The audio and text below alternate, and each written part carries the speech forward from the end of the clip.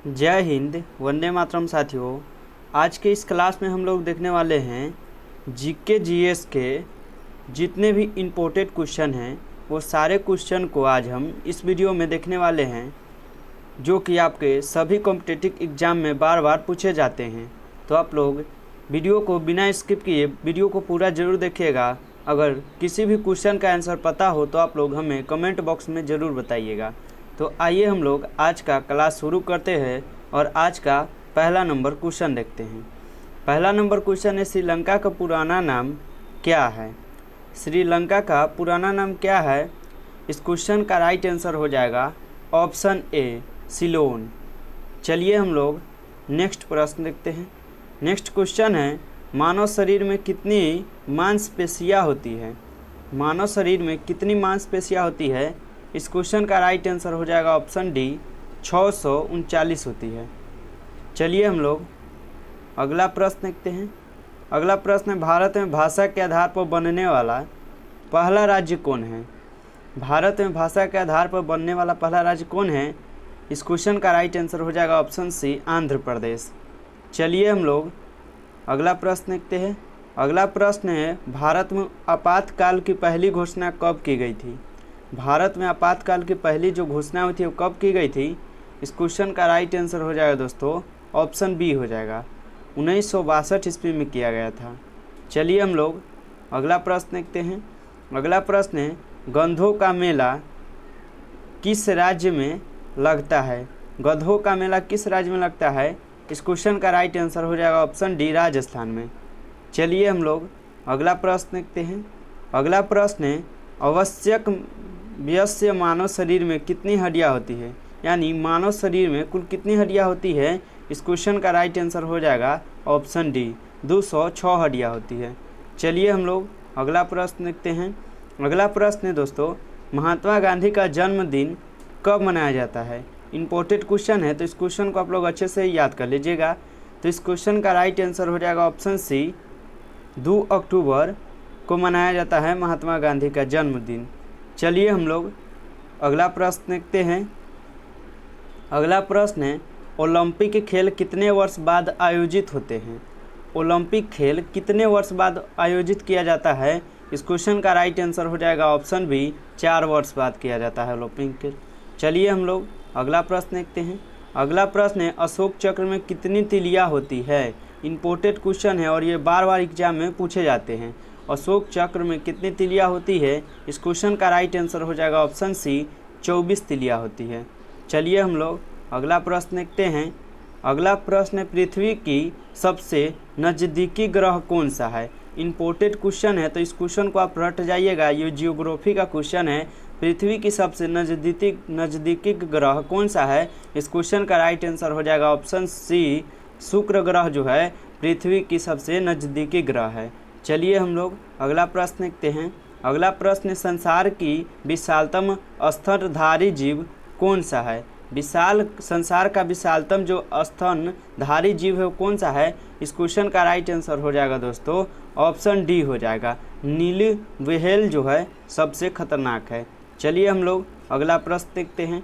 अगला प्रश्न है, भारत का राष्ट्रगान किसने लिखा है? भारत का राष्ट्रगान किसने लिखा है? इस क्वेश्चन का राइट आंसर हो जाएगा दोस्तों ऑप्शन सी हो जाएगा, रविंद्रनाथ टैगोर ने। चलिए हम लोग अगला प्रश्न देखते हैं।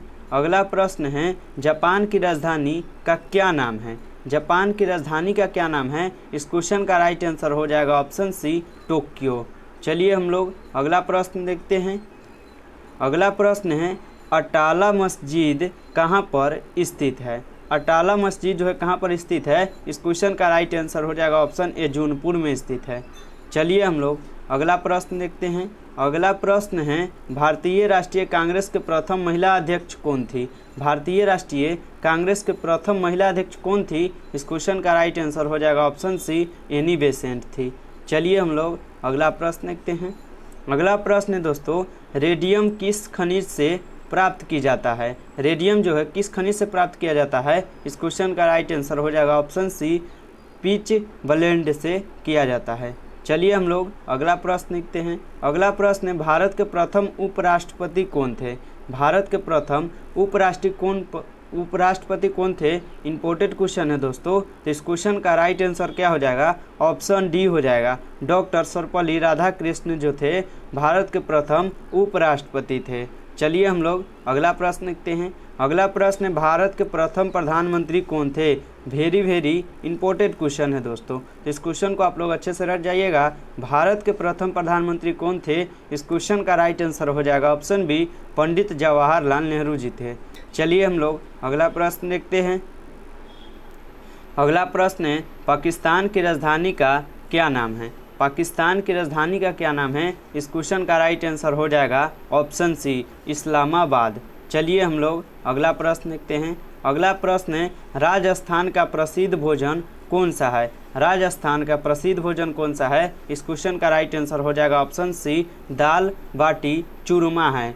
चलिए हम लोग अगला प्रश्न देखते हैं। अगला प्रश्न है, निम्न में से देश बंधु की उपाधि किससे संबंधित है? निम्न में से देश बंधु की उपाधि जो है किससे संबंधित है? इस क्वेश्चन का राइट आंसर हो जाएगा ऑप्शन बी, चित्तरंजन दास से संबंधित है। चलिए हम लोग अगला प्रश्न देखते हैं। अगला प्रश्न है, भारतीय संविधान में पहली बार संशोधन कब हुई थी? भारतीय संविधान में पहली बार संशोधन कब हुई थी? इस क्वेश्चन का राइट आंसर हो जाएगा दोस्तों ऑप्शन बी हो जाएगा, 1951 ईस्वी में किया गया था। चलिए हम लोग अगला प्रश्न देखते हैं। अगला प्रश्न है, प्रसिद्ध संगीतकार तानसेन का मूल नाम क्या था? प्रसिद्ध जो संगीतकार था तानसेन, उनका मूल नाम क्या था, पूरा नाम? तो इस क्वेश्चन का राइट आंसर हो जाएगा ऑप्शन सी, रामतनु पांडे थे। चलिए हम लोग अगला प्रश्न देखते हैं। अगला प्रश्न है, रामायण का अनुवाद फारसी में किसने किया था? रामायण का जो अनुवाद है फारसी में किसने किया था? इस क्वेश्चन का राइट आंसर हो जाएगा ऑप्शन ए, बदायूं ने किया था। चलिए हम लोग अगला प्रश्न देखते हैं। अगला प्रश्न है, बाबर की मृत्यु कहाँ पर हुई थी? बाबर की मृत्यु कहाँ पे हुई थी? इस क्वेश्चन का राइट आंसर हो जाएगा ऑप्शन बी, आगरा में हुआ था। चलिए हम लोग अगला प्रश्न देखते हैं। अगला प्रश्न है, फ्यूज का प्रतिरोध होता है। फ्यूज का प्रतिरोध क्या होता है? इस क्वेश्चन का राइट आंसर हो जाएगा ऑप्शन ए, उच्च होता है। चलिए हम लोग अगला प्रश्न देखते हैं। अगला प्रश्न है, प्रथम बौद्ध संगीति किसके शासनकाल में हुआ था? प्रथम बौद्ध संगीति किसके शासनकाल में हुआ था? वेरी इंपॉर्टेंट क्वेश्चन है, तो आप लोग इस सभी क्वेश्चन को अच्छे से याद कर लीजिएगा। तो प्रथम बौद्ध संगीति जो है किसके शासनकाल में हुआ था? तो इस क्वेश्चन का राइट आंसर हो जाएगा ऑप्शन सी, अजातशत्रु के शासनकाल में हुआ था। चलिए हम लोग अगला प्रश्न देखते हैं। अगला प्रश्न है, सूर्य के ऊर्जा का स्रोत क्या है? सूर्य के ऊर्जा का स्रोत क्या है? इस क्वेश्चन का राइट आंसर हो जाएगा ऑप्शन बी, नाभिकीय संलयन है। चलिए हम लोग अगला प्रश्न देखते हैं। अगला प्रश्न है दोस्तों, भारत में अद्वैतवाद का सिद्धांत किससे प्रस्तुत किया? यानी भारत में अद्वैतवाद का सिद्धांत जो है किसने प्रस्तुत किया था? तो इस क्वेश्चन का राइट आंसर हो जाएगा दोस्तों ऑप्शन सी हो जाएगा, शंकराचार्य ने प्रस्तुत किया था। चलिए हम लोग अगला प्रश्न देखते हैं। अगला प्रश्न है, विश्व का सबसे बड़ा डेल्टा कौन सा है? विश्व का सबसे बड़ा डेल्टा कौन सा है? तो इसका आंसर आप लोग हमें कमेंट बॉक्स में बताइएगा। ये आपका टेस्ट का क्वेश्चन है, तो आप लोग कमेंट बॉक्स में इसका आंसर बता दीजिएगा। अगर वीडियो पसंद आया हो तो वीडियो को अभी तक लाइक नहीं किए तो लाइक कर लीजिए, और चैनल पर नए हैं तो चैनल को सब्सक्राइब कर लीजिए, क्योंकि आपको यहाँ डेली जीके जीएस की वीडियो देखने को मिलता है, जिसको आप याद करके किसी भी कॉम्पिटिटिव एग्जाम को बहुत ही अच्छी तरीके से क्लियर कर सकते हैं। तो चलिए हम किसी नेक्स्ट वीडियो में मिलते हैं, तब तक के लिए जय हिंद, वंदे मातरम।